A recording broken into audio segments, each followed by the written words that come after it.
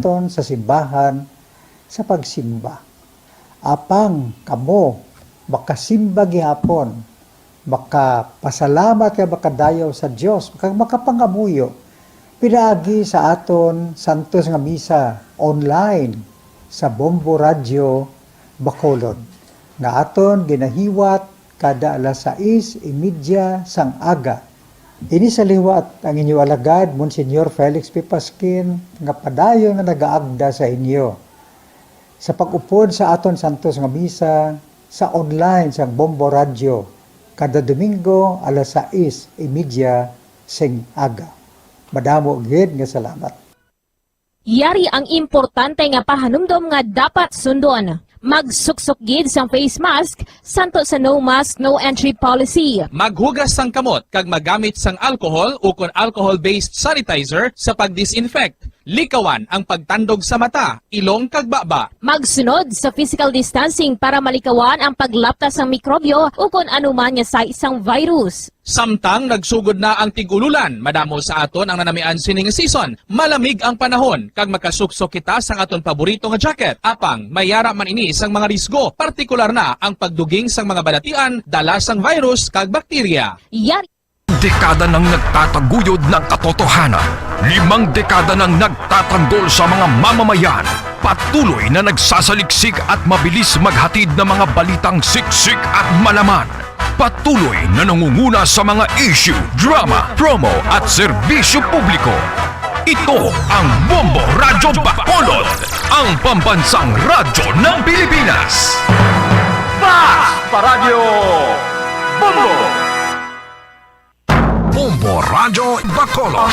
number 1! Fast Paradyo Bombo! Philippine Standard Time, 48 minutos ang nakaligad itak na ang alas 6 sa aga. Welcome diri sa pagkapangalagad sa Bombo Report sa 2nd edition. Adlaw sa Lunes, pet sa 26 sa bulan sa Oktubre sa mga tig 2021. Ikaapat ang adlaw sa Martes sa pulo nga bulan sa mga year 2021.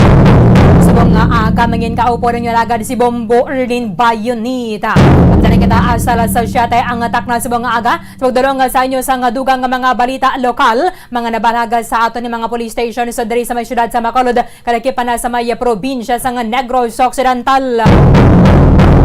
Ay pila na ka mga nagapila dara sa may University of St. Lasal para nga magaparehistro agad nga makaboto sa may Mayo 9 nga eleksyon ng nadulaan sa pangalibutan. Ay halin na pa man kahapon di maganubo sinitaga 2,000 ang nagapila dara sa may University of St. Lasal agad ang magaparehistro. Ay na kagahon na palang malaba naman ang pila dara sa may USLS pero ti masobra man lang ni sa 500 ang pwede nga makomodar dara sa Comelec Bacolod. Ay pagpulo panalithi nga danali na pamana kaina sang kagahon although nga tiwala man kita sang weather disturbance diri sa may Philippine Area of Responsibility. I-check na nato ang pinakauling sitwasyon dira sa may University of St. Lasal with Bombo Liani Zil Minardo. Bombo Liani sa report. Come in! Tulad kita diri sa University of St. Lasal, kung makita naton diri Bombo Erlin sa subong nagapila sa gyapon ng aton nga mga kauturan diri so kagina na medyo nagharugong paas na sila kahit nag-ulan no naguba medyo na mang pila pero sa subong okay naman diri Bombo Erlin sa may-ari na digani nga nalipungan tungod sa kakapoy na digoro sa nga pila no kaya tuyo siya so nasa pulis di nga naga-assist ang aton di nga mga otoridad Bombo Erlin mga pulis na mga medic pa kay sila pa nagapaypay nagahatag sang tubig di nga ginapainom nga labaab diri sa nalipungan kay kakapoy Babae na siya, Mamulyan? Yes, sa Bombo Erlin babae ini siya. Okay. Ahay. Yes. Ti ang ina siguro basi kun kaina pa bala nagapila dara and then kun kaisa ti kulang ka pa bala sa kaon nagating iba na diri basi kun kagabi pa bala ngari di sa may Bacolod. Amo gid Bombo Erlin ang iban wala pa ini kapamahaw sila no wala pa sila kapamahaw Bombo Erlin wala biska nakapilang so amo ni na medyo kapoy pa siya kuno kag tuyo ha so no kaginas sa pulis nga namangkot sa iya Ambaga ni namon nga wala gid biska na balanyos na si ma'am. So nagtumbalay nila sa naghibi pang iyang upod kay ginkulbaan sa iya. Aha. May information na dira kung taga din na siya, Bamulian. Wala ma-bombardin kay ara siya sa sulod bigin dala nila dira gin papungko. So hindi man kami da makasulod gid dali-dali bombarlin. Ahay. So bombarlin ko po naton Sige, subong be. si Police Lieutenant Colonel Pico no. Ahay, Aton tiaga nga- pa dira si sir, no? Yes, ari si Police Lieutenant Colonel Pico. So aton ko na pahayag man si sir kung kamusta diri ang sitwasyon sir. Bombo Erlin, mayong aga. Good morning, sir. Long time Mayong no aga here, sa sir. aton nga mga kabombo kag sa akon diri mapisan nga kababayan. Kag sa kutob sa malabutan sa aton nga broadcast sa siningaga on behalf sang amon City Director Police Colonel Tomas Joseph Martir kag sa aton nga LGU sa pagpangulo sa aton nga Mayor Bingladia, good morning, mayong aga. So sir, kamusta diri subong ang sitwasyon sa pag-checkyer man ninyo di nga mga kapulisan? As usual, amo man gihapon, madamo ang gusto magparehistro. Pero ginakasubo ko man sa paghambal nga ang ma-accommodate naton 350. Kag tsakto to kag ginama mahambal nimo nga may nalipong. Kag sa napamangkot ko naton nga makapulisan daw nangin emotional ini siya. So aton sa karon pagkakatuan pamangkuton naton kung ano gid bala ang natabo kay first time ini na may nalipong diri sa aton nga pagpila. So sir, sa diri no, ang mga kapulisan din naton, okay pa man diya ang sa parte sa aton nga kapulisan nga naga-checkyer man, will and good pa man sila. We are always okay. Yes. Kag we are willing to serve, magpaluntad sang kalinong katawhayan diri sa aton nga pagpila hasta pa iniya sa Friday Bombo Erlin. So sir, ano imo nga mga mensahe diri sa aton nga mga kauturan nga naga-pilila sir kon nga magparehistro? Una bes, remind ko lang dala payong. And just like subong sa ginabit-bit ko, sa tutok sa aton live. Kaya ang chimpo, subong din natin mapaktan, gulpi lang maulan. Do parios man sa aton, problema sa bulsa, gulpi lang nagakahubsan. Nagugot na si Sir Pico pambarya. Kaya ang problema, hindi dapat pagsirisohon. Normal lang man ina. Kag sa gusto ya magpila nga makalabot, ganyan makarehistro sila, agahan nila. Kag dala sang balon. Ano paros ka lang ni guys, eskwela din pagpilahay din subong Bombo Erlin. May balon ka, tinapay, tubig. Yes. Yes, sa Bombarlin. Ano, oras pasanday, sir, dira nagasugod bantay, Bamulian. Ang aton diri nga kapulisan Bombo Erlin, gabi pa lang may duwa kita diri ka shifting nga ginabutang. Before 10, may ari na kita diri kapulisan nga ginabutang. May matik over sina sa ila, alas 2 ang kagahon, may alas 4. So tatlo ina ka shifting, inabululiga namon ina, kaupod sang aton nga mobile patrol unit sa station 4 nga gina-augment man ni Major Kuwe, of course, ang sa aton nga Bacolod City Mobile Force Company. Kag ang aton nga City Legal, Bitaw and Task Force Disiplina. Okay, so support pan gawa, sir, ang persa sa mobile force si Sir Pico, no, Bamulian? Yes, sa Bombarlin. Mobile group, gali. Okay. So, may mga nag-augment man na dira sa ila, members of the Bacolod Police Station 4. Yes, Bombo Erlin. Ari man diri ang aton nga hepe.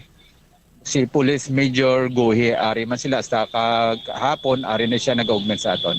Ang ini mga nagapila subong, sir, mga pila ng estimated nimo kaya kahapon, dinito sila maganubo 2,000 mo ang nagpila dira.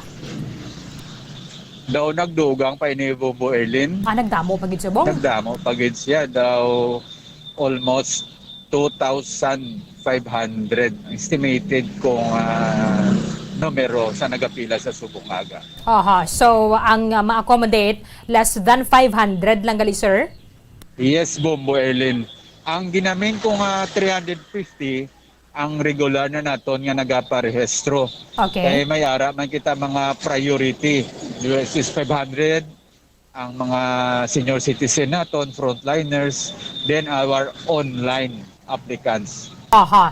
So, ang panugyan ni mo, sir, sa mga nagapamati subong, ka mga nagaplano pa yung magkadto daro sa Lasal, siguro tomorrow na lang sila, kaya hindi na ganyan sila malabutan.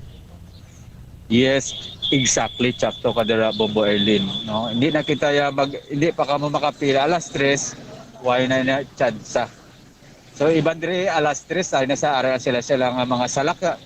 Kay ti curfew pa man ina. Aha. So pag patak sang alas 4, amo na ina palumbaan na sila sang pila para makauna. Okay. So, may face shield dira, so hindi naman niya required. Importante, nagasuksok ka lang yung face mask. Yes, Bombo Erlin. Apang kung magsulod na kita diri sa eskwelahan sang Lasal, dapat may face shield kita luwas sa aton nga face mask. Okay, okay. Sige, thank you, Gid. The Police Lieutenant Colonel Ariel Pico, sir. Idlaw na kita sang tingog mo, sir, ba? Thank you, Gid, sir. Yes, Bombo Erlin. Kasi nung ko saan ulang regular ako nag-guest diri sa Bombo Radio. Aha. At the same time sa imo, Bombo Erlin. God bless us all. God bless Bombo Radio. Okay. Yes, thank you so much, good sir. So, Bombo Erlin, batian natin ang pahayag ni Police Lieutenant Colonel Ariel Pico. So, Bombo Erlin, sa Sila Subo, gid gali nagabantay dara Bombo Lian. Ano gid ganing unit ni Sir ya? Bacolod Mobile Group. yes, correct, Bombo Erlin. Mobile Group. Okay. Yes. So sa subong Bombo Erlin, medyo nagatulot-alithi naman ang aton nga padahon, dari noon ang panahon naton. So ang mga kauturan naton, stay strong sa gihapon nga nagapila Bombo Erlin, kay dugay-dugay pa ni mga alas 7 pa ni managtag numero ini ang sa Comelec Bombo Erlin. Dapat as ready as Lieutenant Colonel Pico gimano. May dalagi dapat ang payong Bomolian. Amo gid Bombo Erlin, kay ang aton di nga mga kauturan ang iban medyo basa na gid ang ila sininga lawas kay nagatulot-alithi halin pas ang kagina wala man sila mga dalang payong o kon nga mga jacket Bombo Erlin. So pero kaluyan lang niya day nga dugay-dugay makapanghatag na numero kag ang hindi maabtad mamatamat na lang sila puli Bombo Erlin. Sige, thank you, Gid. Bombolian. Yes, sa Bombo Erlin live kita diri sa University of St. Lasal, ini si Bombolian ni Zil Minardo para sa Pambansang Radyo ng Pilipinas. Consistent overall number 1 sa Bacolod, basta radyo, Bombo! Madamo nga salamat kay Bomboliani Zil Minardo. With the Police Lieutenant Colonel Ariel Pico, ang commander sa Bacolod Mobile Group sa sining pagbantay Manila dira sa University of St. Lasal. Mas nagdabo pagid ganda yung mga nagapila subong nga aga kung ikumparar kahapon sa kaagahon.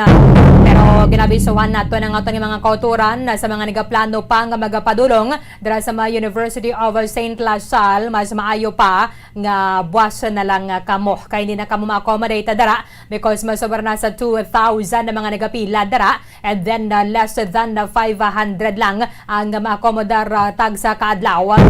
Isa ning nagapadayon ng voter registration. So 5 days na lang ang nabilin including subong Tuesday antes sa diri mag-end ang extended nga voter registration.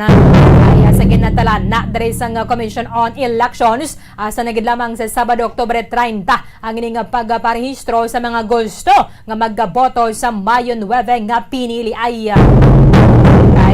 naghahatag na nagani sa ni ligwa mo ang ato nga poll body at least makalagas so bala nagligad ang mga way nakahingagaw sa pagparehistro. Tinugangan na pang nagkaulan-ulan ng daan na kulang ka pa sa kaon na lipong kagin. Impunto alas 7 na. Yaren na ang Bombo Network News. Network News. And the KBP Golden Dove for Best Radio Newscast Metro Manila goes to Bombo News DWSM Star FM Bombo Radio. At ngayon, ang inyong tagapagbalita. Magandang umaga Pilipinas, anumang oras sa buong mundo. Narito ang Bombo Network News Morning Edition, Oktubre 26, 2021. Napapanood din tayo ng live sa Facebook at YouTube channel ng Bombo Radio Philippines sa ulo ng ating mga balita. Pagbabakuna sa mga minor de edad, target tapusin na sa Disyembre. Ang Pangulong Duterte rin pinapatukoy na sa mga LGUs ang mga kababayang hindi pa nababakunahan. Samantala, ang mga senior citizen naman na nabakunahan sa Chinese-made vaccines, inirekomenda ng World Health Organization na turukan na ng third dose. Samantala, ilang malls sa Metro Manila binuksan na rin para sa pagpapabakuna at mapabilis naman para sa mga minor de edad. At ilang mga overseas Filipino workers naman sa Jeddah, Saudi Arabia, nagmamakaawa sa paghingi ng tulong sa gobyerno ng Pilipinas na sila ay ma-rescue. Samantala, state of calamity dineklara na sa buong lalawigan ng Pangasinan dahil pa rin sa nakarang epekto ng bagyong Simaring at nagpapatuloy din naman na issue sa COVID-19. Sa ating international news, 3 patay, marami ang sugatan sa patuloy na kilos protesta sa Sudan matapos magsagawa ng kuditang militar. Sa sports balita naman, 2 billiards legends ng Pilipinas kasama na si Bata Reyes inihayag din ang kanilang suporta kay Senator Pacquiao. At sa ating entertainment news, abangan mamaya ang kontrobersyal na royal wedding sa Japan na inaabangan ngayong araw sa pagitan ni Princess Mako at sa tinaguriang commoner o ordinaryong boyfriend. At live via satellite mula pa rin sa Bombo News Center Makati, kami po ang maghatid ng mga balita. Ako si Bombo Jane Buna. Ako naman si Bombel Maracul at ngayon sa detalye ng ating mga balita. Mga kabombo, Kasar Nation, muling humarap kagabi ang Pangulong Rodrigo Duterte sa kanyang mga miyembro ng gabinete, ayatip at sa publiko. May kaugnayan pa rin sa Talk to the Nation. Ang nito ay nagbigay din ng mga direktiba at pulisiya ang Pangulong Rodrigo Duterte sa issue pa rin ng COVID response ng ating bansa at mga direktiba rin, lalo na sa mga local government units. Tinutukan niyan kagabi ni Bombo Raymond Tinasa.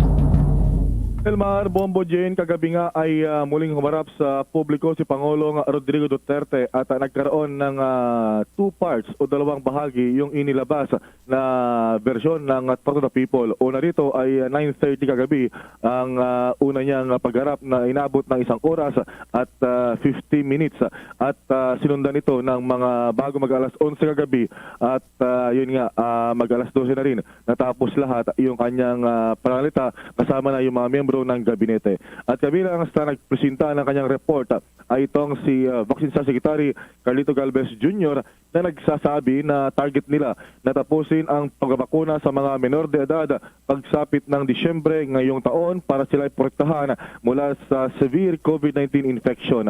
Ayon kay Secretary Galvez ay matapos yung children vaccination by December dahil magkahalo na ang vaccination sa first dose at second dose.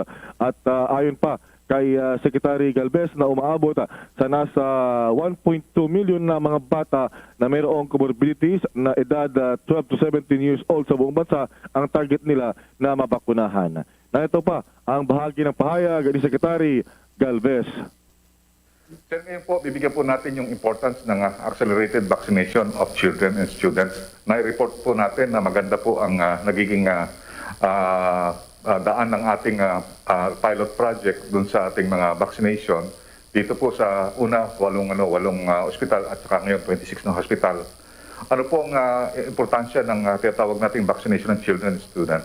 Unang-una po, we want to protect our children from severe disease and hospitalization. Kasi nakita po natin noong Delta, almost 20% or 17% po ang nakita natin na na-hospitalized na mga bata.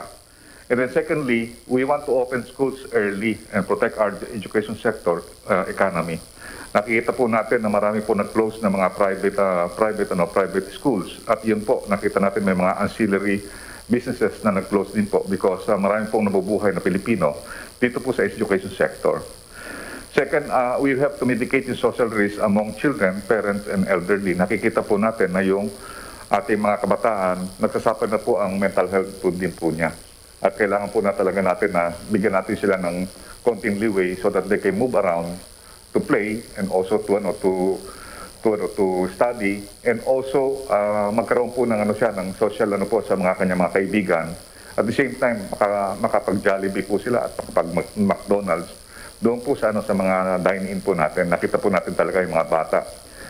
Medyo restricted po, lalo pa pagka-alert level 4. Ang bahagi ng pahayag ni Secretary Galvez. Samantala, hinikayat ni Pangulong Duterte ang mga mayor at mga barangay captains na tukuyin ang kanilang mga constituents na hindi pa nababakunahan laban sa COVID-19. Sinabi ng Pangulong Duterte na gusto niya na magkaroon ng sistematiko at epesyenteng paraan para malaman ang mga constituents na hindi pa nababakunahan. Ayon sa Pangulong Duterte na dapat gawin lahat ng mga local officials at ipairal ang kanilang otoridad para maimbitahan ang mga hindi pa nabakunahan na residente papunta sa inoculation sites.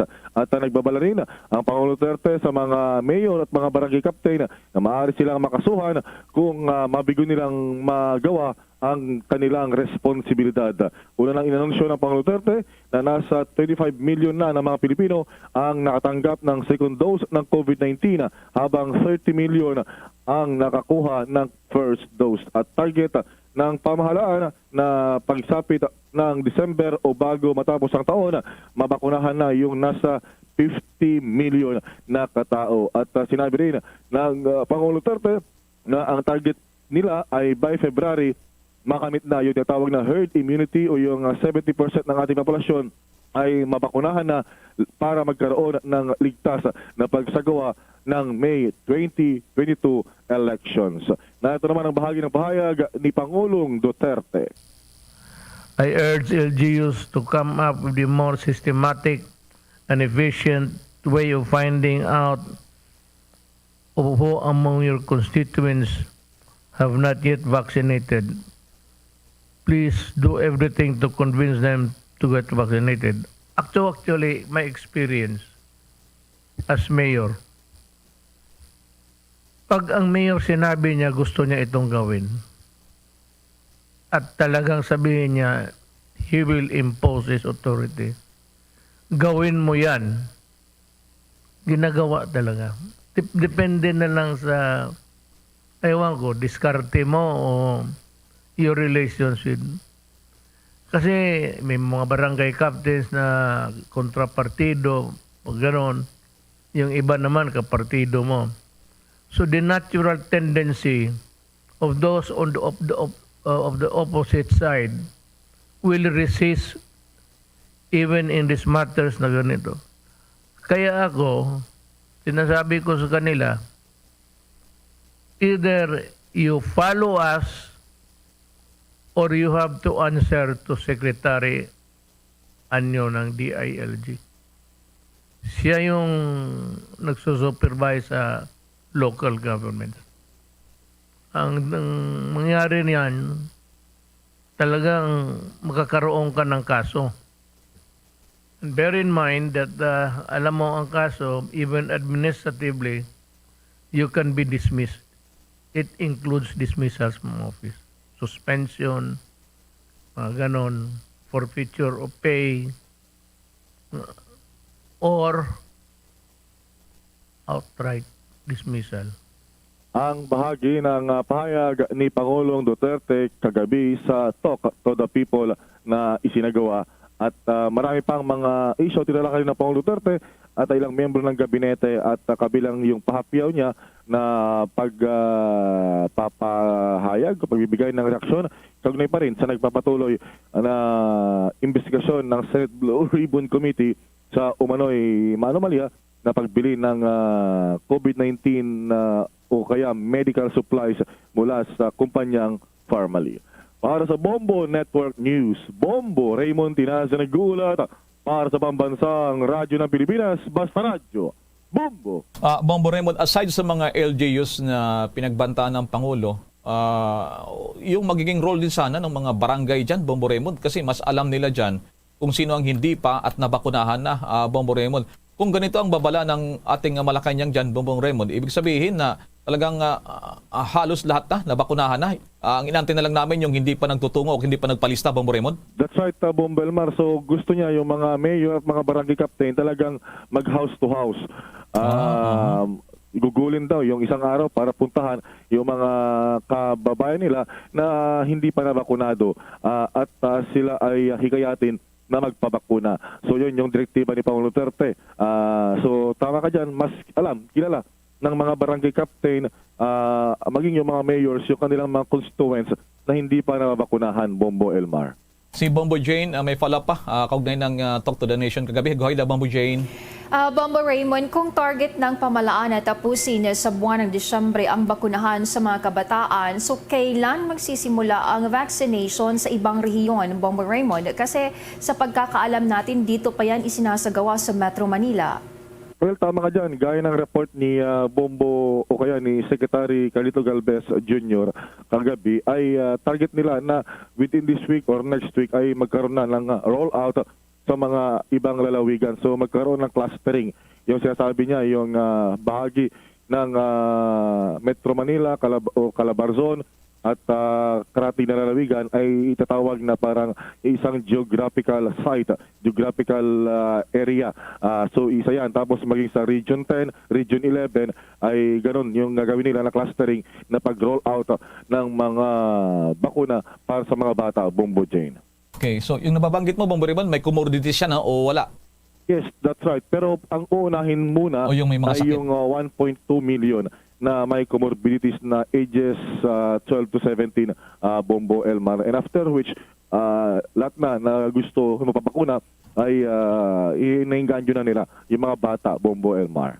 Sa kabilang dako, dyan sa napakahaba na kagabi ng pagkasalita ng Pangulo, may nabanggit na naman ba siya tungkol sa investigasyon ng Senado ugnay pa rito sa pagbili ng mga COVID response or medical supplies dito na itong controversial na Pharmally at yung Senate investigation na Bombo Raymond? Well, meron lamang siyang binanggit na ikinagagalak niya yung Ano yun? hakbangin o balak na gawin ng mga ilang senador na questionin dalhin na sa Supreme Court yung kanyang memorandum na nagbabawal sa mga miyembro ng gabinete na dumalo sa hearing ng naturang Senate Blue Ribbon Committee, Bombo Elmar. At sabi niya, finally, nakita na raw ng mga senador yung liwanag at gusto niya na dalhin talaga sa Korte Suprema para magkaroon ng paglilinaw sa legalidad ng kanyang memorandum. Yan yung kanyang sinasabi, Bombo Elmar. At gigil na daw sila na sagutin yung anumang katanungan kaugnay sa kanyang inilabas na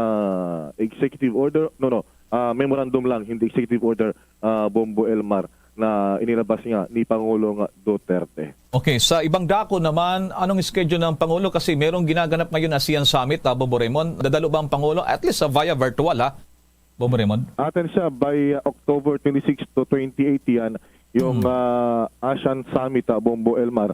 So, tama ka dyan. Siyempre, nasa pandemic pa tayo, yung rehiyon ay via virtual yung magiging attendance ni Pangulong Duterte.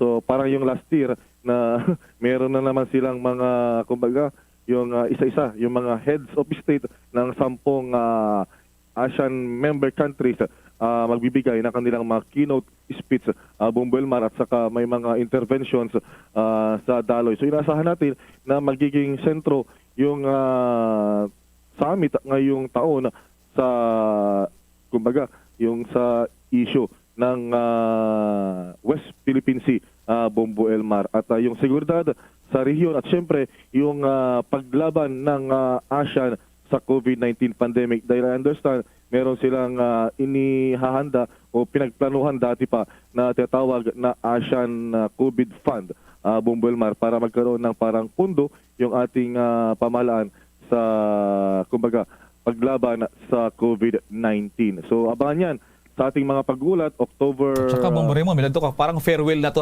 kasi last na niya ASEAN Summit, Bombo Raymond. Oo, tama ka dyan, October 26 to 28. So ito na yung kanyang farewell attendance, Bombo Elmar. At maliban sa naturang sila-sila lang, meron ding attendance sa Pangulong Duterte via Zoom o kaya computer hookup sa mga meeting gaya ng ASEAN Korea, ASEAN China, ASEAN US, ASEAN Japan, ASEAN Australia, ASEAN Plus 3, ASEAN or East Asia Summit, ASEAN India, at ilan pa. Dahil ngayong Nobyembre kasi, ngayong Oktubre, ito yung pangalawa na ASEAN Summit. So usually, dito na nagkaroon ng partisipasyon yung mga tatawag natin na mga dialogue partners, Bombo Elmar. Oo. So, si US President Joe Biden ay dadalo rin pala rito, Bombo Raymond, bilang partner ng ASEAN yes, leaders. Isa yan sa mga inaasahan. Saka itong si Russian President Vladimir Putin So yan yung mga kumbaga big heads na aabangan natin sa naturang ASEAN Summit, Bombo Elmar. At ito ay hosted ng Brunei Darussalam. So ang Brunei ngayon ang host ng at chairman din ng ASEAN Summit, Bombo Elmar. Sige, maraming salamat sa mga updates niyan na Bombo Raymond. Okay, back to you, Bombo Elmar, Bombo Jane. Sa karagdagang pangbalita, tuluyan ang pinagbawalan ng Department of Environment and Natural Resources ang mga batang 12 anyos pababa na bumisita sa Dolomite Beach sa Manila Bay. Ayon pa sa DENR na kahit na sila ay natuwa dahil ginarayo na ng publiko ang Dolomite, ay dapat alalahanin na nasa alert level 3 pa rin ang Metro Manila. Bilang suporta na rin sa panawagan ng Interagency Task Force for the Management of Emerging Infectious Diseases, ay bawal na ang mga bata na nasa nabanggit na edad. Epektibo yan Oktubre 25. Dagdag pa nila na isasara sa publiko ang nasabing Manila Bay Walk Dolomite Beach mula Oktubre 29 hanggang Nobyembre 3 bilang obserbasyon niya ng All Saints at All Souls Day. Magugunitang pinunan ng Department of Health ang pagkumpulan ng mga tao sa Dolomite Beach dahil ito mano ay paglabag sa panuntunan ng IATF. The Coronavirus Infectious Disease or COVID-19 Pandemic Update. Nasa halos isang linggo na ngayong mas mababa pa sa 5,000 ang mga kaso sa Pilipinas. Araw-araw ang natatala po na tinamaan ng COVID-19 ng pag-ulat ng Department of Health. Sinasabing ito na ang pinakamababa sa 7-day lowest average sa nakalipas na 7 buwan o mula noong Marso 8. Bagamat ito ay good news, puspusan pa rin ang panawagan ng Department of Health na sana huwag magkampante ang lahat. Una rito, na-report ng DOH kahapon ang 4,405 na karagdagang kaso ng coronavirus. Yung mga kinapitan ng virus mula noong nakalipas na taon sa bansa, umaabot na sa 2.7 million na mahigit. Marami rin naman ang bagong gumaling na nasa 7,561. Ang kabuang nakarecover na sa COVID-19 sa bansa, umaabot na yan sa mahigit 2.6 million. Sa kabila nito, meron ring mga aktibong kaso na umaabot ngayon sa 57,763. Yan po yung mga nagpapagaling ngayon sa iba't ibang dako ng ating bansa. Ito naturang bilang nito na active cases ngayon, ito yung pinakamababa mulang July 29. Habang meron namang 149 na mga bagong pumanaw. Ang death toll sa Pilipinas umabot na ngayon sa 41,942. Mayroon namang 5 laboratorio ang hindi nakapagsumiti ng data sa Department of Health. Sa ngayon, yung tinatawag na ICU bed occupancy rate sa buong bansa, lalo na sa NCR, ay nanatili sa safe zone. Na ibig sabihin po, mas mababa naman sa 60% ang ginagamit. Samantala naman, nagtala na ang bansa ng unang kaso ng COVID-19 variant na B11318 ayon kay Department of Health Undersecretary Maria Rosario Vergere. Ng unang kaso na itala ay isang 34 anyos na lalaki na dumating sa bansa noong Marso 5. Nakolekta ang kanyang sample noong Marso 10 at ito ay gumaling noong Marso 21. May travel history ito sa United Arab Emirates at ito ay residente sa Bacolod City. Paglilinaw pa nito na nasabing variant anya ay under monitoring kaya hindi agad nila ito naiulat. Magugunitang itinuturing ng World Health Organization na ang nasabing variant ay nasa variants under monitoring noong Hunyo 2 at ito ay mayroong 14 na mutations kabilang ang kasalukuyan na uri na Delta at Beta variants. Samantala naman, inirekomenda ng World Health Organization o WHO na turukan na ng karagdagang dose o third dose yung mga senior citizens na naturukan na rin ng Sinovac ng China at Sinopharm vaccine. Yan pa rin ay vaccine mula sa China. Sinabi na mismo ng WHO country representative na si Rabindra Abiasinghe, kailangan ng turukan ng third dose yung mga nag-edad sa 60 anyos pataas na nabakunahan ng Chinese-made vaccines. Inirekomenda rin ng WHO ang pangatlong doses para sa mga taong immunocompromised. Ito po yung may mga sakit. Kung nakumpleto na nila ang pangunahing serye ng pagbabakuna dahil hindi nila kayang bumuo at mapanatili ang antas ng kaligtasan naman sa turang sakit. Iginit pa ng representative ng WHO sa Pilipinas, ang pagbibigay ng ikatlong doses ay dapat magsimula na sa pinakamalubhang immunocompromised. At para doon sa mga matatanda, yung may mga edad na o mga senior citizens na katulad, yung pagbabakuna ay dapat daw magsimula sa may edad na higit 80 anyos. pagkatapos ay lumipat na sa 70 anyos at ganoon rin sa 60 anyos. Nilinaw ng WHO na ang mga booster shots ay iba daw sa ikatlong doses. Yung booster dose ay binibigay kung ang antas ng kaligtasan sa sakit ng isang tao ay bumaba ilang buwan pagkatapos makumpleto yung pagbabakuna. Sa kabilang banda naman, yung ikatlo o karagdagang doses ay ibinibigay kung isang tao ay hindi magkaroon ng sapat na kaligtasan sa sakit naman na tinatawag na mga fully vaccinated na. Sa iba pang mga balita o sa dagdag pang mga balita, ilang malls naman sa Metro Manila binuksan na rin para sa pagbabakuna sa mga minor de edad. At number coding sa Metro Manila hindi muna tatanggalin dahil sa kakaunti pa ang bumabiyaheng pampasaherong sasakyan. Alamin ang karagdagang detalye sa report ni Bombo Jovino Galang. Binuksan ng ilang mga malls sa Metro Manila ang kanilang vaccination site para sa mga minor de edad. Isa dito ang isang mall sa lungsod ng Mandaluyong kung saan sa pakikipagtulungan ng Department of Health, Interagency Task Force for Emerging Infectious Disease, National Vaccination Operation Center at ang local government unit ng Mandaluyong ay kanilang sisimulan ang pagpababakuna ng mga minor de edad.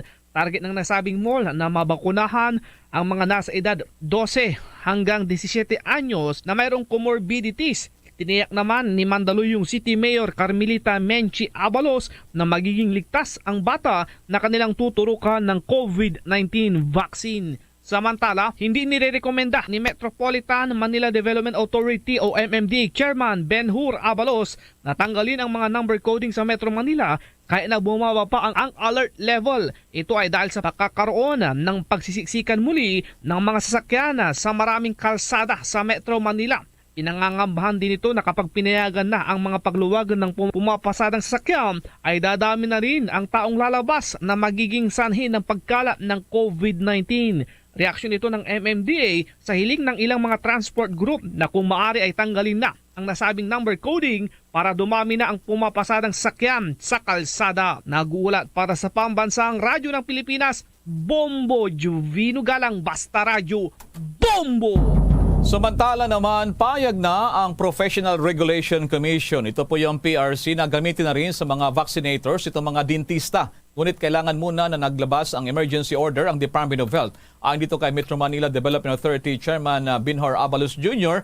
na nakipagpulong na siya sa Rotary Clubs, mga Philippine Dental Associations at PRC upang magpatulong na rin sa augmentation para naman mapabilis ang vaccination drive lalo na dyan sa mga probinsya o labas ng Metro Manila. Dagdag pa ni Chairman Abalos na sumunod sa kanya ang PRC na nagsasabi na papayagan nila yung mga dentista na maging vaccinators kung mayroong emergency order mula naman sa Department of Health. Hindi na kailangan na niya na i-amyenda pa yung batas lalo pat maraming manpower naman ang magbibigay dito. Nilan sa mahigit 85% na ang nabakunahan sa Metro Manila, sinabi ng chairman ng MMDA na yung mga lokal na punong ehekutibo sa NCR ay handang mag-inoculate o magbakuna doon sa mga nasasakupang naninirahan naman sa kalapit na lalawigan ng Metro Manila. Noon narito ay ibinunyag ng Pangulong Duterte na mayroon ng mahigit 25 milyong Pilipino ang fully vaccinated na laban sa COVID-19 pero malayo pa talaga ito sa target naman na makamit yung tinatawag nilang herd immunity.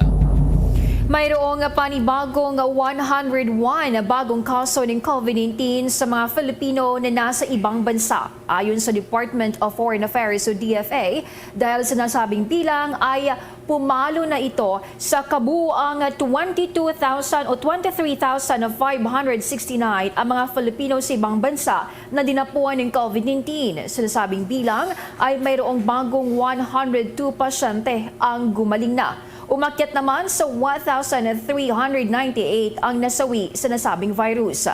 Nanguna pa rin ang Middle East at Africa sa mga Filipino na nandoon na dinapuan ng COVID-19.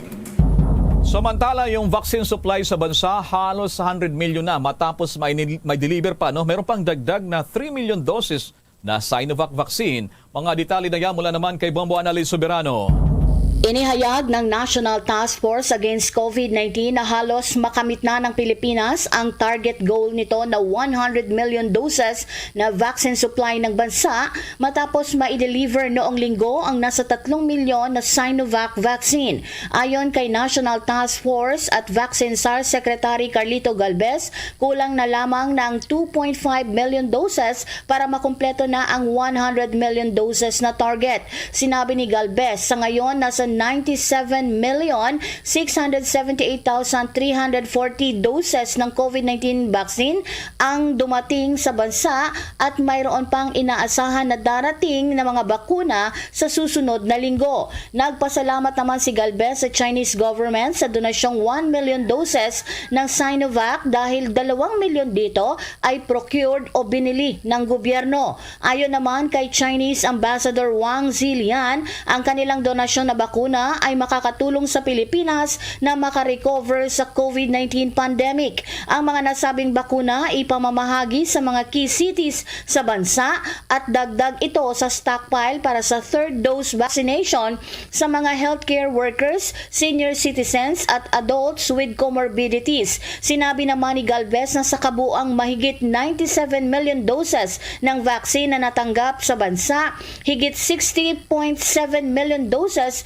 ang procured o binili ng gobyerno. 24.3 million doses ay donasyon mula sa COVAX facility, 7.9 million ay binili ng local government units, private sector, at 4.6 million doses ay donasyon naman mula sa bilateral partners. Sa mga bakuna na dumating sa bansa, ang Sinovac ang may pinakamarami na nasa 25,614,366 ang naturukan na ng second dose.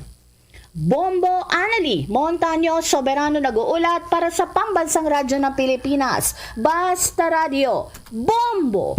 Sa ibang balita, nagmamakawa na ang ilang mga OFW sa Jeddah, Saudi Arabia sa panghingi ng tulong sa gobyerno ng Pilipinas na sila ay ma-rescue. Dahil sa nawalan ng trabaho dito, maraming mga overstaying na wala ring pera na pantustos ang iba sa mga ito. Hiling ng ating mga kababayan, itong mga overseas Filipino workers, makabalik na sila sa Pilipinas at sana mabigyan din sila ng tulong sa pagkain, medisina at tubig. Mula sa Pilipinas, badako tayo sa Jeddah, Saudi Arabia. Kasama ko si Sherwin Abarquez, Amuraw. Mr. Sherwin, si Bombo Ilmarito, live ka ngayon sa Bombo Radio Philippines Nation and Worldwide. Kasama ko yung partner na si Bombo Jen. Sino ang Sherwin dyan sa inyo o si Evs Hernandez? Ako. Ha? Okay. Ako po. Natanggap namin yung sulat nyo sa paghingi ng tulong. Pakiulit ka ng problema nyo dyan, Sherwin, sa Jeddah, Saudi Arabia. Yes po, bali, ang ilan po sa amin, 3 months hanggang 7 months na po tapos yung kontrata. Wala pa pong nare-receive na final settlement. Tapos mga exit visa po, wala pa rin binibigay. Pati po yung sa mga food allowance, wala rin binibigay na food allowance po. Kayo ba'y nawalan ng trabaho mula na magkaroon ng pandemya? Finish contract po. Finish contract na po. End of contract Yes na? po. Okay. Opo. End of contract na. Dumulog na ba kayo dito sa ating embassy dyan sa Jeddah? Yes po, opo. Ano Opo, sabi opo. sa inyo po? Yung ilan po sa amin, ang sinabi, confirm na po yung flight sa 27. Ang kaso po, bigla pong nagbago yung list. Meron pong nawala sa list, tas may pinasok po sila nakatatapos ang kontrata, yung po ang pinauwi nila. Tapos, anong sumunod po? Wala na pong naging update sa amin. Basta ang sabi lang po, hintay lang yung susunod na flight po. Okay. Ilan kayo dyan na merong problema na ganyan na end of contract, Mr. Sherwin? Almost 100 din po eh. Wow. Kasi hiwa-hiwalay po kaming camp. Meron pong camp 5, meron pa pong kabilang camp. Sherwin, yung partner mo dyan, si Evs, baka may hinaing din siya, may parating. Oo. Good morning, sir. Nais lang po namin idulog sa inyo kasi marami na rin kami pong nilapitang ahensya ng gobyerno pero until na wala rin po kaming nare-receive. Iwan ko lang kung may action naman silang ginagawa pero regarding kasi sa agency namin, sir, wala rin kaming feedback kahit anong follow-up ang ginagawa namin. Ganito po kasi yung nangyari, sir. In my case po kasi, I was stranded for almost 6 months na po dito. Natapos yung kontrata ko last April 30 and until now po, nagkaroon ako ng flight confirmation po na galing sa agency. I think it was 4 times na canceled and since then wala na silang na-rebook na ticket sa akin hanggang ngayon. And then sir, nung pumunta ako dito sa Polo Jeddah, kinonfirm nila last few weeks ago, I think 3 weeks ago, pumunta ako doon. Sabi nila kasama po ako sa repatriation this coming August 27. Confirm flight po yun, sir. Pero bigla pong nagbago yung list. I think 2 days ago nagbago yung list. Hindi na po kami napasama yung mga luma, yung mga na-stranded ng 3 to 6 months po, hindi napasama. Ang sinama nila sa listahan na kasama ngayon sa repatriation, yung mga bagong natapos lang yung kontrata na magwa 1 month pa lang po. Nagtaka rin po kami, sir, kasi kami yung mga stranded na OFW na around 6 months na po natinga dito ang hindi nila napasama sa repatriation. Pero yung mga bagong Indo lang po ang napasama nila. Okay, Ibs, Sherwin, aking partner si Bombo Jane, may dagdag na tanong sa inyo dyan, ating kababayan sa Jeddah. Go ahead, Bombo Jane. Alright, magandang umaga po mula sa Pilipinas, Sir Sherwin at Sir Ives. Sa panig ko naman, gusto ko itanong, habang naghintay kayo ng tulong mula sa gobyerno o RSQ, ano ang mga pinagkakaabalahan ninyo ngayon? Sa amin dito, ma'am, nandito lang po kami sa camp kasi we are not allowed to go outside naman from morning 7 to 5. Inaalaw lang kami nilang lumabas ng camp mga 5 p.m. to 11 p.m. po. Dito lang po kami sa accommodation, ma'am. Actually, wala po kaming nare-receive na financial assistance galing po sa agency namin po. So kung hindi kayo pinapayagang lumabas o wala kayong natanggap na financial assistance, so sinong nagpo-provide ng pagkain ninyo dyan? It was from our own pocket po, ma'am. Galing po sa bulsa namin yung ginagastos namin dito. Okay, Bombo Jane, Ives, Sherwin, yung iba pa mga kasama nyo, okay, parinig din natin yung hingi ng tulong dyan. Okay, narito, iba pang mga panawagan dyan sa Saudi Arabia ng mga OFW. Ay isang OFW na stranded po dito sa bansang Saudi Arabia sa Jeddah po. Maaari lang po sana matulungan niyo po kami na makauwi dahil magdadalawang buwan na po akong stranded dito. September 8, 2021 po yung end of contract ko. Simula po nung June ay hindi na po kami napasahod. Bali 3 months po kami hindi nakakasahod. Tapos po yung end of service po namin hindi pa po namin nakukuha. Tapos expired po ang ikama namin. Mag-iisang taon na po. November 26, 2020 po na expired yung ikama namin. Hindi po ni-renew ng company namin. At saka hindi rin po kami nakakananggap ng food allowance dito. Umaasa lamang po kami sa mga ayuda, mga nagbibigay po sa amin ng mga NGO na pangkain. Nag-aalala na po yung mga pamilya namin sa Pilipinas. Sana po matulungan niyo po kami makauwi. Tsaka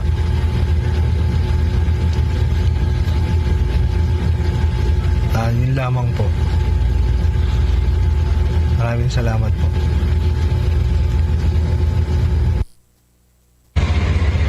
Magandang araw po. Yan po sa Pilipinas. Ako po si Ranel, stranded.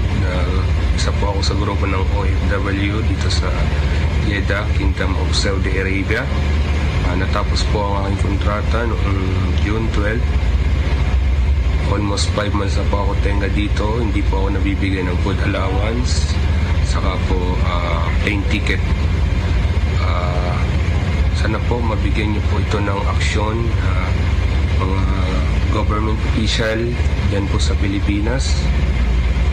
Kayo na lang po siguro ang aming pag-asa. Sana po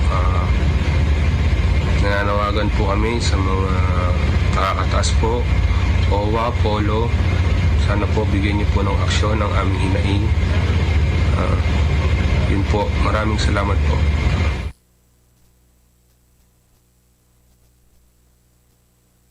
Okay, yan si Rinaldo Enriquez Raimundo, Ranel Gilua Gagal, ano.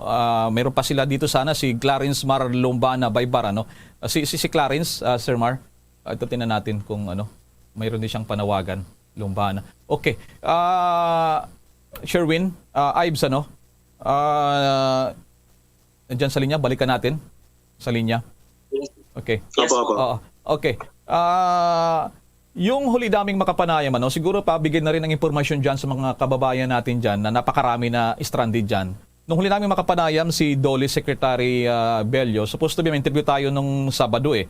Umalis siya papunta ng Dubai ng linggo raw, ano, kakausapin yung ministro ng Saudi Arabia. Sana kasama na kayo dyan, ano. Ang sinisingil ng DOLE ngayon, 4.6 million para sa mga OFW, ano. So siguro this is a piece of good news at least sa inyo, ano. Nandiyon ngayon sa Dubai, United Arab Emirates, itong Secretary Bello upang ilakad ito yung mga problema, ano. At least makarating din itong mga panawagan nyo, ano, dito sa ating mga nararapat nating mga ahensya dahil sa napakarami pala yung mga ganyang problema sa inyo, lalo na ha, malapit na yung Kapaskuhan.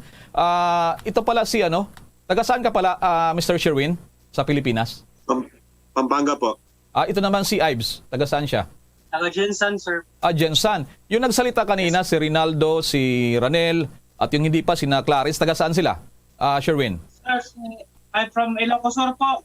Kahit po Evelyn po. Talagang marami iba't ibang mga lugar, ano. Sige, sana makarating itong ating panawagan, ano. At least may good news kayo na nasa Dubai ngayon si Secretary Bello upang makipagnegosasyon sa kalakaran nyo dyan na hindi nababayaran na napakarami, milyones pala ang utang ng maraming mga employers dyan sa Saudi Arabia. Bago ka magtapos, Sherwin, anong oras pala ngayon dyan sa Saudi Arabia? 2:37 po na madaling araw. Nako, 2:37. Sige po, briefly, baka may dagdag pang panawagan, alis ulitin nyo. Sherwin. Nakakasakit na po ako, sir. Nagmamakawa po ako. Hirap na po ako dito hanggang na tenga po ako dito. Hanggang natapos yung kontrata ko po, sir. I'm diabetic po, pero hindi nila ako walang awas yung polo po. Nagmamakawa na po ako umuwi. Kaso lang hindi nila sabi nila nung pumunta kami ng Polo Jeddah eh. Kasama na daw ako sa repat, pero may distress letter ay may sulat na po yung mayor po namin ng Tagudin Ilocos Sur kay Undersecretary Arreola. Pinakita ko po yung sulat na yun. Parang hindi in-honor po, sir.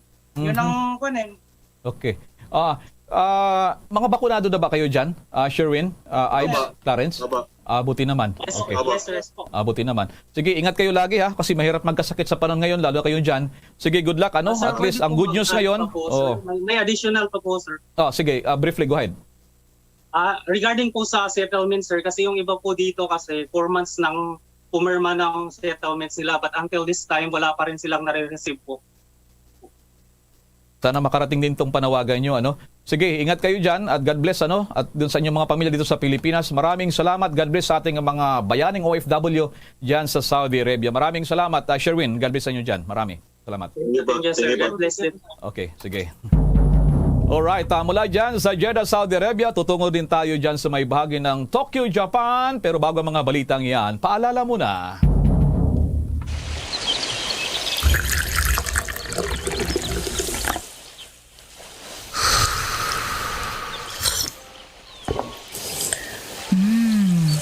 Have a light and refreshing day with a new Dunkin' Brewed Tea. Taste the full-bodied flavor of Dunkin' Black Tea and sip on the delicate flavor of Dunkin' Green Tea. Enjoy it hot or iced. Price starts at 55 pesos at select Dunkin' stores nationwide. At ngayon, sa pagpapatuloy ng iba pang pangunahing mga balita.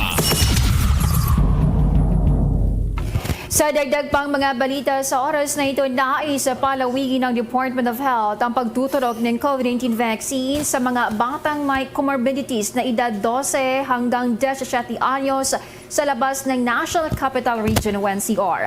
Ayon na kay Health Undersecretary Maria Rosario Vergere na posible sa Oktubre 29 ay mapapalawig na ito sa ibang mga probinsya. Sa kasalukuyan kasi ay nasa 9,928 na bata na may comorbidities sa Metro Manila ang nabakunahan na laban sa COVID-19. Samantala naman, ibinulgar nitong si Davao City Mayor Sara Duterte Carpio na 11 pala na miyembro ng kanyang pamilya o kasamahan sa bahay, kasamang kasambahayan o kabilang yung mga bata, dinapuan pala ng COVID-19. Ayon sa presidential daughter sa kanyang kwento, karamihan kasi niya sa kanyang mga kasamahan sa bahay ay hindi pa natuturukan ng COVID-19 vaccine. Sa una raw ay nagnegatibo ito sa virus matapos magpositibo yung 11 kasama nito. Subalit, nang suriin siya muli dahil sa nakadama na siya ng pananakit sa lalamunan, ayon sa mayor, doon na siya nagpositibo noong October 9. Gumaling din lahat niya makasama nito sa bahay at maging ang mga nakasalamuhan nila ay di na rin pinalabas sa kanilang mga kabahayan. Samantala, abangan po mamaya, doon po naman sa Japan, royal wedding pala ngayong araw. Pero interesting yung story dyan sa Japan dahil sa yung prinsesa, ang kanyang magiging asawa ay commoner, yung simpleng tao lamang. Pero bago tayo magtungo dyan, yung COMELEC nilinaw na hindi bahagi ng rekomendasyon yung pagiging vaccinated at yung pagpapatest. Yan, iba pang mga detalye mula sa COMELEC issues mula kay Bombo Dennis Samito. May paglilinaw nga, Bombo Elmar, ang Commission on Elections, COMELEC Education and Information Division, partikular na ang kanilang director na si James Jimenez, na hindi kasama doon sa mga inihaing rekomendasyon ang pag-uubliga sa mga botante na magpabakuna o kaya naman ay sumailalim muna sa COVID test bago bumoto sa darating na 2022 elections. Ayon kay Jimenez, wala pa namang nakakalam kung mananatili ang pandemya hanggang sa susunod na taon, bagamat hinahangad nila na matapos na ito sa mas mabilis na pagkakataon. Ayon nga kay Jimenez, tanging voting process lamang ang kanilang inirekomenda at hindi ang tungkol sa COVID-related matters. Ito umano ay dapat nang ipaubaya sa Department of Health, bagamat may mga pag-iingat pa rin naman silang ikinukonsidera. Kasama na ang proper distancing, gayon din ang pagkakaroon ng isolation area kung kinakailangan. Hindi lamang umano ito para sa COVID-related matters, kundi kung may magkakaproblema katulad na lamang ng pagkahilo at pagtaas ng blood pressure habang nakapila sa mga polling centers sa darating na 2022 elections.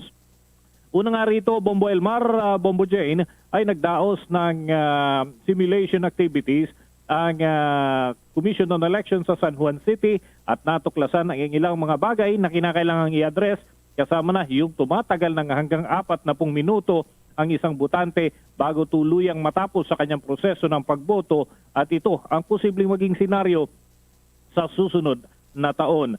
Kinakailangan din ng iba pang mga paghahanda kagaya ng pagdaragdag ng makina kung papayagan ito ng mga mambabatas sa Bombo Elmar, at magkakaroon din ng adjustment doon sa pondo upang makabili pa ng dagdag na mga kagamitan. Dahil kung magdaragdag ng setup ay kinakailangan din ng additional na mga facilities na itatalaga ng Commission on Election. Para sa Bombo Network News, Bombo Dennis Hamito nag-uulat para sa Pambansang Radyo ng Pilipinas, Mas Radio, Bombo. Dagdag pang mga balita, renewal naman ng driver's license ipatutupad na sa Oktubre 28. Ayon yan sa Land Transportation Office. Alamin naman ang detalye sa report ni Bombo Marlene Padiernos.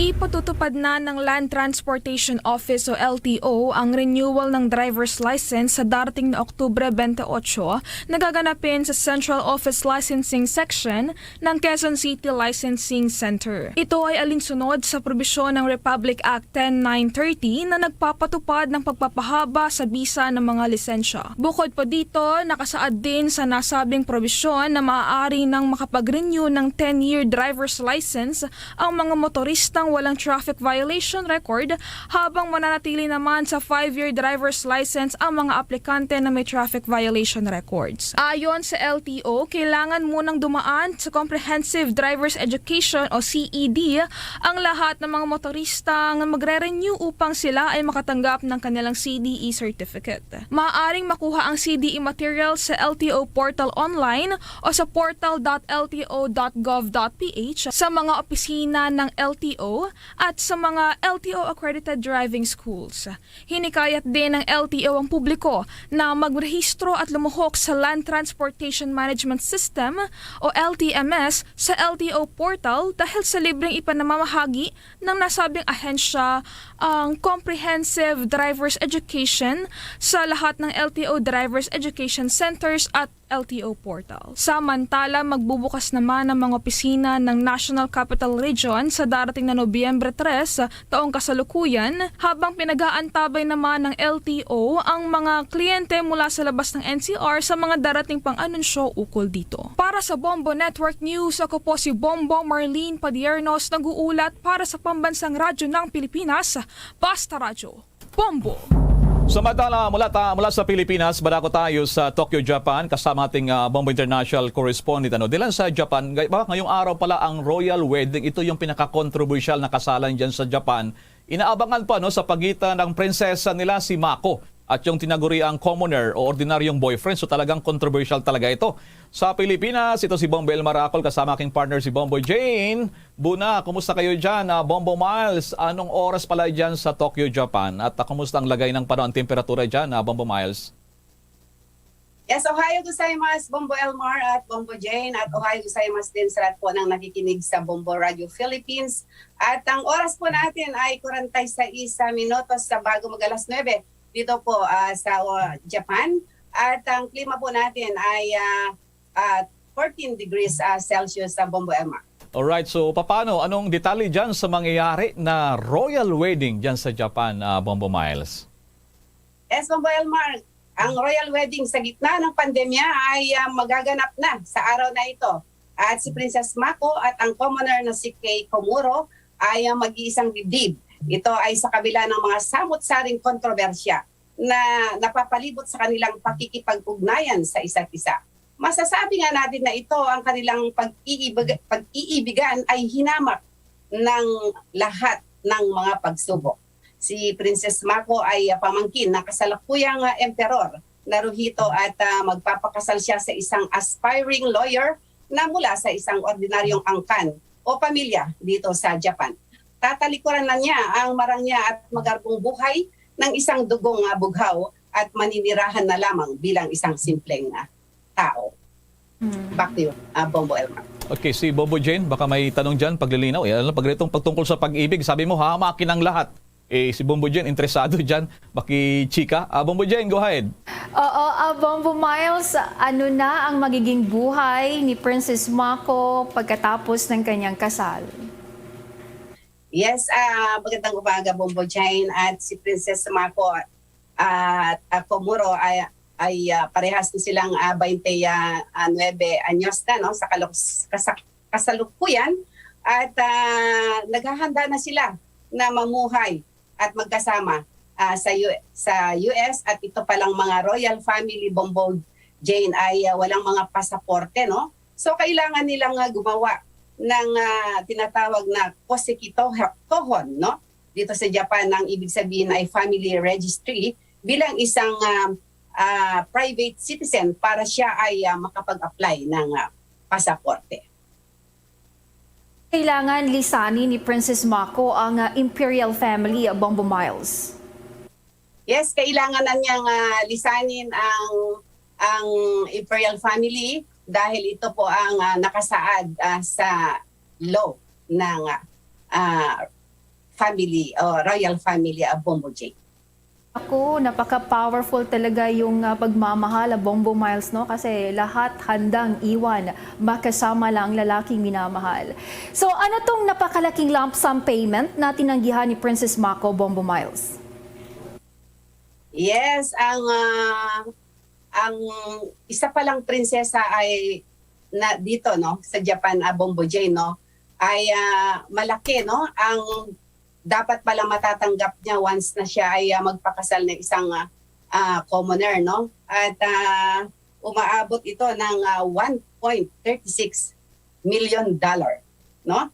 Ang laki-laki sa yen naman ay 152 million yen ang matatanggap niya kung sakali man. Pero tinanggihan niya ito, Bombo Jane, no? At ang unang nakatanggap ng ganitong kalaking halaga ay yung si Princess Sayako Kuroda na only daughter ni Emperor Akihito nung siya rin ay nagpakasal. Bombo Miles, yung iba gusto maging prinsesa. Ito naman si Yes, Princess Mako, ayaw rin niya maging prinsesa. By the way, anong pulso dyan ng mga Hapon, ng mga Japan, dito sa royal wedding na ito, controversial, paano nila tinatanggap yan, Bombo Miles? Yes, marami pa rin ang hindi kumbinsido, no? Sa mga paliwanag ni Komuro tungkol sa pagtatalo sa pera sa pagitan ng kanyang ina at ang kanyang dating kasintahan, at hindi komportable ang mga negatibong ulat tungkol sa pamilya Komuro sa paniniwalang hindi sila karapat-dapat na maging kamag-anak ng isang maharlika. At sinabi ng isang malapit na kaibigan ng Crown Prince na hindi papayag na maganap ang mga ritual. Mga ritual ay halos sa katumbas ng pagtanggi kay Prinsesa Mako ng Crown Prince. Gayunpaman ay inaprubahan ng ama ni Princess Mako ang pagsasama ng mag-asawa batay sa konstitusyon na nagsasaad na ang kasal ay dapat ibatay sa mutual consent ng parehong kasarihan.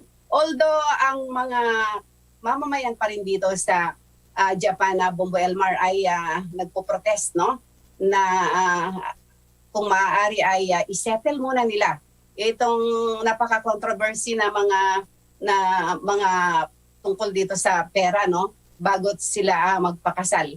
Pero mukhang matutuloy na talaga sa araw na ito. Pinakikialaman, ganun talaga dyan. Anyway, yun ang kultura nila.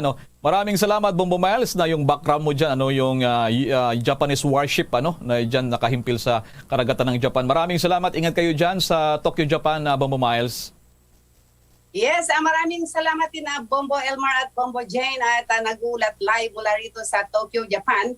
Ito po si Bombo International News Correspondent Miles Briones Beltran nagulat para sa pambansang radyo ng Pilipinas, Basta Radyo, Bombo! Samantala, balik tayo sa mga balita dito sa Pilipinas. Diyan muna tayo sa may bahagi ng Mindanao. Itong lugar ng Davao, yung ilang lugar dyan, abay, binaha po. Yung ibang mga nakalipas na araw, umabot to hanggang bubungan pa. Ganun pala katindi mga pagbaha dyan. May mga update dito ang Bombo Radyo Davao. Go ahead na Bombo Radyo Davao. Bombo Elmar, sa kasalukuyan ay nakabalik na sa kanilang mga bahay yung ilang mga residente apektado nga ng pagbaha at malakas na pag-ulan kagabi, Bombo Elmar, at yun nga kagabi nakaranas ng malakas na pag-ulan yung lungsod ng Davao at ilang bahagi ng Davao region kung saan maraming residente ang nagsilikas at may mga street flooding rin na naranasan ang lungsod kagabi. At isa sa mga tinututukan, Bombo Elmar, ng City Disaster Risk Reduction and Management Council ay yung Matina area at buhangin nitong lungsod kung saan ito yung madalas na binabaha, Bombo Elmar, once na malakas yung ulan. Ilan sa mga residente, Bombo Elmar, yung mga bahay nila ay abot bubong yung tubig kagabi at naghirap-pahirapan yung paglilinis nila ngayong umaga lamang dahil nga ay yung mga bahay nila ay pinasok nga ng tubig at maraming putik. Kasabay ng malakas sa pag-ulan at pagbaha kagabi, Bombo Elmar, naranasan rin sa lungsod kagabi yung brownout at dahilan napahirapan yung paglikas ng ilang mga residente. At isa sa mga binabantayan nga, Bombo Elmar, yung Matina area dahil ayaw na ng CDRRMO na nangyari noong 2011, Bombo Elmar, na marami yung namatay sa nasabing lugar dahil rin sa pagbaha. Nagsagawa agad yung preemptive evacuation sa mga residente, particular na sa Laverna Hills, Bombo Elmar, yung abot bubong yung tubig baha kagabi at kung saan ilan sa mga bahay nga ay maraming residente ang apektado. Ang nararanasan umunong pagbaha kagabi, Bombo Elmar, ay dulot rin ng Intertropical Convergence Zone dahilan na pinaalalahanan niya ang mga residente na mag-ingat lalo na at mararanasan pa rin yung mga pagbaha sa mga darating pang mga araw, Bombo Elmar, lalo na papasok na ngayon sa bansa yung La Nina. How's that, Bombo Elmar? Nagkataon itong araw na to, simula kahapon, dineklara na ng Pag-asa itong amihan na.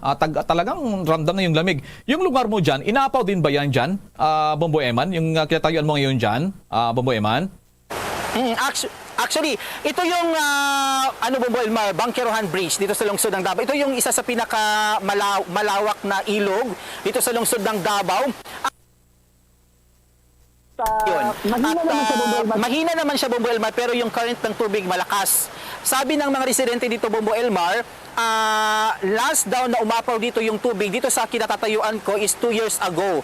So sa kasalukuyan, Bombo Elmar, ay hindi naman siya gano'ng kalakas, ngunit maliban lang sa ilang areas ng barangay ng lungsod kagabi ay nakaranas nga ng pag-apaw ng tubig. Sige, maraming salamat. Ingat kayo dyan, Bombo Eman. Maraming salamat. Live mula dito sa Bombo Radio Davao, Bombo Eman de la Peña. Para sa Basta Radyo ng Pilipinas, Basta Radyo, Bombo! Samantala, mula dyan sa Davao, madako tayo sa lalawigan ng Pangasinan. No? Issue pa rin sa pagbaha din naman, pero ito na yung nakalipas na. No? Yung follow-up natin doon sa mga tinamaan itong pagdaan ng bagyong Simaring. Ano na kaya ang nangyari dyan sa Pangasinan? Nasa linya ngayon ang Bombo Radio Dagupan. Idineklarang state of calamity sa buong lalawigan ng Pangasinan dahil sa naging epekto ng bagyong Maringa at sa nagpapatuloy na laban sa COVID-19. Sa isinagawang virtual regular session ng Sangguniang Panlalawigan ay bumoto pabor ang makasapi ng Sangguniang Panlalawigan sa pagdideklara ng state of calamity sa probinsya. Ayon naman kay 4th District Board Member Jericho Ming Rosario na napapanahon ng pagsasailalim sa state of calamity dahil malaking epekto ng bagyo sa lalawigan at malaki rin ang epekto ng COVID-19. Layunin ito na mabigyan ng karampatang tulong ang mga residenteng naapektuhan ng nagdaang kalamidad. Samantala, sinabi ni Rosario na bagamat may pera sa pambili ng mga gamot at mga material na kailangan sa pagtugon sa COVID-19, minarapat na rin ipasa ang deklarasyon. Nabatid ng mga lalawigan ng La Union at Ilocos Sur ay sinailalim din sa state of calamity dahil na rin sa naging pinsala ng naturang bagyo. Proposed Provincial Resolution number 2899 series of 2021 declaring the state of calamity in the province of Pangasinan due to the extent of damages caused by the COVID-19 pandemic and of course aggravated by severe tropical storm Maring. The Republic Act Section 468 of the Republic Act 7160, otherwise known as the Local Government Code of the Philippines, provide the power to Sangguniang Panlalawigan to adopt measures to protect its inhabitants in the province. Napag-alaman na nasa 263 million pesos na halaga ng pinsala sa agrikultura ang naitala ng bagyong Maringa dito sa lalawigan ng Pangasinan. Para sa Bombo Network News, mula rito sa Bombo Radio Dagupan, Bombo Justin Fontanilla Rosete nag-uulat para sa Pambansang Radyo ng Pilipinas, consistent number 1 sa buong lalawigan ng Pangasinan, Basta Radyo, Bombo! Bombo International News. Nasa 7 katao na ang nasawi at marami ang nasugatan matapos na magkasagupa ng mga sundalo ang mga protesters sa Sudan. Nagsagawa kasi ng protesta ang mga mamamayan doon matapos na kunin ng militar ang kapangyarihan sa gobyerno. Inaristo nila ang mga political leaders at iniklara ang state of emergency. Nagbahay-bahay rin ang mga sundalo sa capital ng Khartoum para arestuin ang mga nag-oorganisa ng mga protesta. Nanawagan na rin ang maraming mga bansa sa pagpapakawala ng mga inarestong political leaders. Kabilang kasi sa inaresto si Prime Minister Abdullah Hamdok at asawa nito maging ang mga miyembro ng gabinete at mga political leaders. Mula kasi nang mapatalsik sa pwesto si Sudan na President Omar al-Bashir noong taong 2019 ay naging hindi maganda ang pakikitungo ng mga sibilyan at militar. Nagkasundo sila ng paghahati ng kapangyarihan mula nang mawala na sa katungkulan si Bashir. Base pa sa talaan ng Department of Foreign Affairs, nasa halos sa 400 ang mga Filipino ang naninirahan ngayon sa Sudan. Bago tayo magtapos ang Bombo Radio Philippines po nag-imbita sa lahat sa buong mundo, sama-sama pa rin tayong manalangin. Narito ang Oratio Imperata. Merciful and compassionate Father, we come to you in our need to seek your protection against the COVID-19 virus that has disturbed and even claimed lives. We ask you now to look upon us with love and by your healing hand. Dispel the fear and sickness and death. Restore our hope and strengthen our faith. We pray that you guide the people tasked to find cures for this disease and to stem its transmission. We thank you for the vaccines developed made possible by your guiding hands. Bless our efforts to use these vaccines to end the pandemic in our country. We pray for our health workers that they may minister to the sick with competence and compassion. Grant them health in mind and body, strength in their commitment, protection from the disease. We pray for those afflicted. May they be restored to health. Protect those who care for them. Grant eternal rest to those who have died. Give us a grace in these trying times to work for the good of all and to help those in need. May our concern and compassion for each other see us through this crisis and lead us to conversion and holiness. Grant all these through our Lord Jesus Christ, your Son, who lives and reigns with you in the unity of the Holy Spirit, God, forever and ever. Amen.